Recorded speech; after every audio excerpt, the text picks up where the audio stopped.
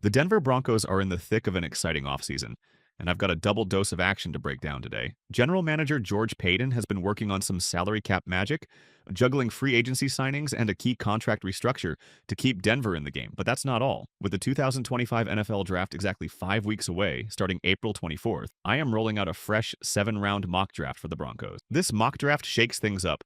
Only one pick stays the same from last time. The team just signed punter Matt Haack on Wednesday, March 20th, making it more likely they'll grab an undrafted free agent than draft another punter.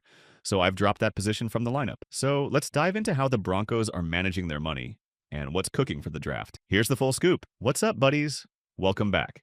If you are new here, make sure you hit the subscribe button. We cover all AFC West news here on this channel. First up, free agency. The Broncos entered the offseason with around $41.5 million in cap space, a solid chunk to play with. George Paton didn't waste time, landing 3 marquee free agents: safety Talanoa Hufanga, linebacker Dre Greenlaw, and tight end Evan Engram. Hufanga's cap hit for 2025 comes in at $3.41 million.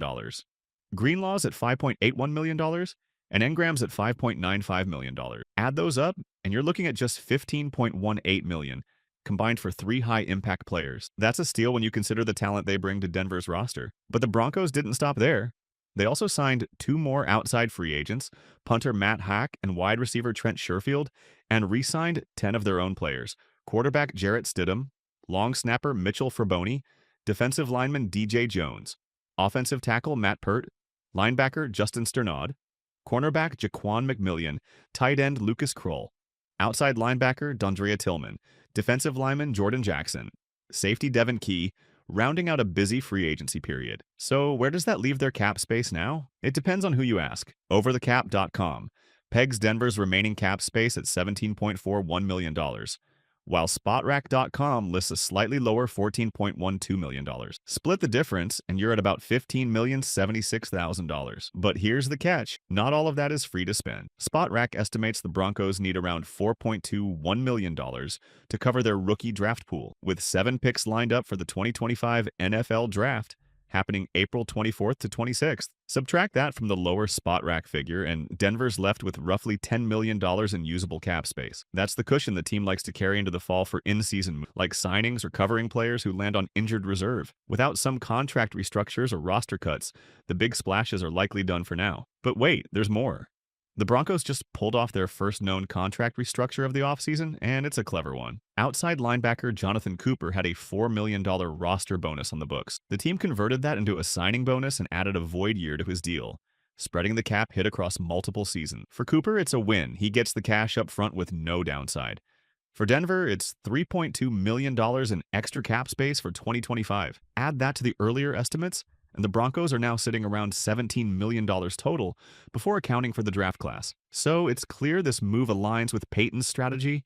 Nothing flashy, just housekeeping to keep the team nimble for the season ahead.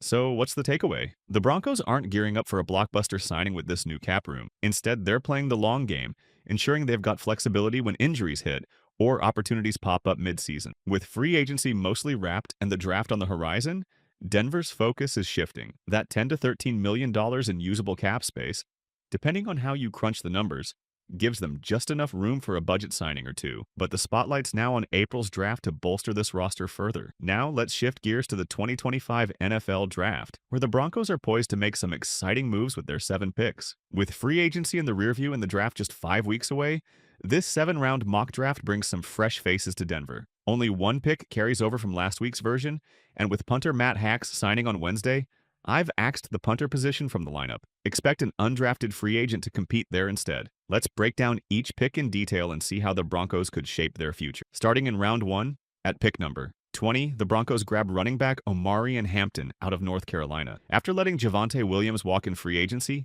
Denver's backfield needs a jolt, and Hampton could be the answer. At 6 feet, 221 pounds, he clocked a blazing 4.46-second 40-yard dash at the NFL Combine. His college stats are really impressive: 3,164 rushing yards and 15 touchdowns over the 2023 and 2024 season, earning first-team All-American honors both years. Hampton's the top running back projected to be on the board here, and he could ignite Denver's ground game right out of the gate. In round 2, the Broncos turn to the passing game.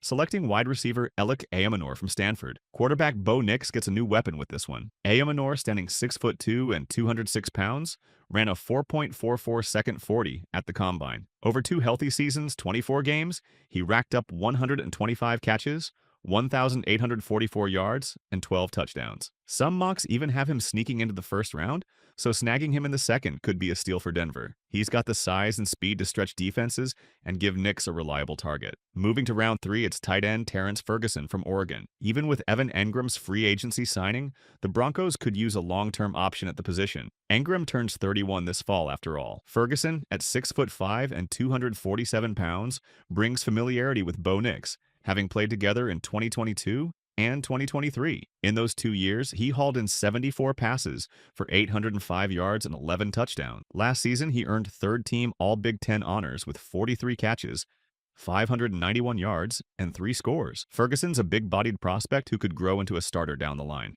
In round 4, the focus shifts to the defensive line with Ty Robinson from Nebraska. Denver re-signed DJ Jones, but at 30 years old, the veteran needs some youth behind him. Robinson, 6'5" and 288 pounds, showed off at the combine with 28 reps on the 225-pound bench press. He earned third-team All-Big Ten honors last fall, finishing with 37 tackles, 7 sacks, and 4 pass breakups in 13 games. At 24, he's an older rookie after 6 years with the Cornhuskers, but the Broncos don't shy away from experience. He's a depth piece with upside. Down to round 6, pick 1 of 3, we've got guard center Jackson Slater from Sacramento State. Denver's offensive line is solid, but center remains a question mark. Luke Wattenberg started last year, and Alex Forsythe filled in well, but more competition wouldn't hurt. Slater, 6'3" and 311 pounds, didn't allow a single sack or even a QB hit as a senior in 2024. He's versatile with experience at tackle, guard, and center from high school through college. By his final year, he was mostly a guard, but that center background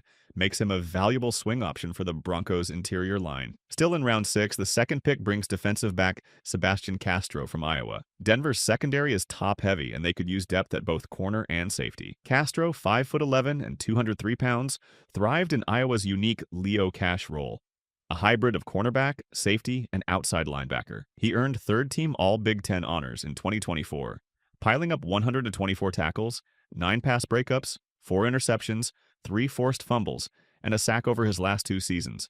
26 games total. He's a Swiss Army knife who could carve out a role in sub-package. Wrapping up round 6, the third pick is linebacker Francisco Mauigoa from Miami. With Dre Greenlaw signed in free agency and Alex Singleton rehabbing an ACL injury, inside linebacker depth is still a need. Mauigoa, 6'2" and 233 pounds, started at Washington State before transferring to Miami, where he earned second-team All-ACC honors in 2023 and 2024. Over those 2 years, he notched 178 tackles, 9.5 sacks, 8 pass breakups, 3 forced fumbles, and 2 picks. He's a high-motor guy who could push for snaps sooner than later. That's the mock draft rundown for this week.